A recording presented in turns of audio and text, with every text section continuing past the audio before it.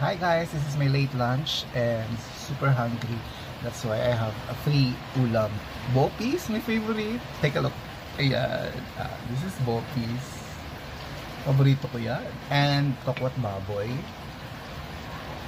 And also, paborito ko din ang chicken curry. Ayan. Siyempre, meron din tayong soup sa bawat ng ano. I don't know. Magkakamay ako kasi feel na feel kong kumain ngayon. At umuulan, bagyong uwan. So, this is for you guys. Wait. Thank you Lord sa blessings. Thank you for in Jesus' name. Amen.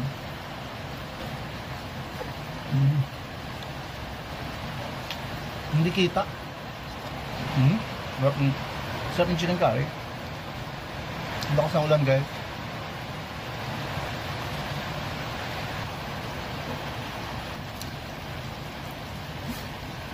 Sarap.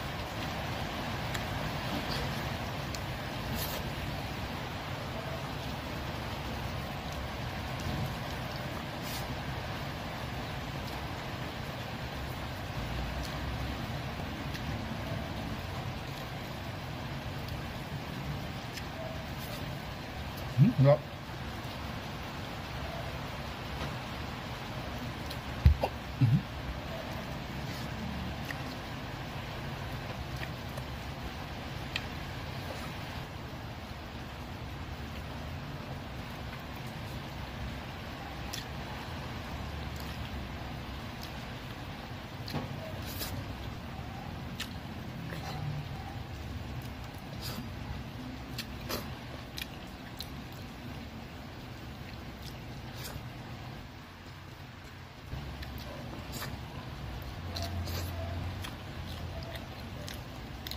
Sarap.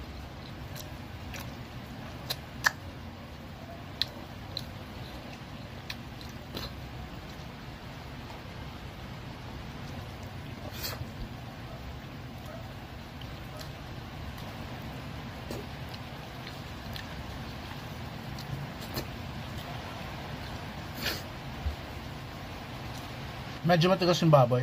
So yung tokwa na lang kakainin ko. Di ba guys, pag ako magpo-food vlog, magre-review ng food, mag-critic ng food, sasabihin ko yung totoo, masarap sana siya. Kasi ang tigas ng baboy. Alam yung tigas na pag kinain mo, yung sisiksik sa ano mo, ngipin mo, magiging tinga. Kaya hindi ako mahilig sa baboy. Dahil doon sa mga ganong eksena. Lagi na timing sa akin, matigas na baboy, tapos sisiksik sa ngipin mo. Unless pag kunyari nakita ko malambot talaga, yan, carry go.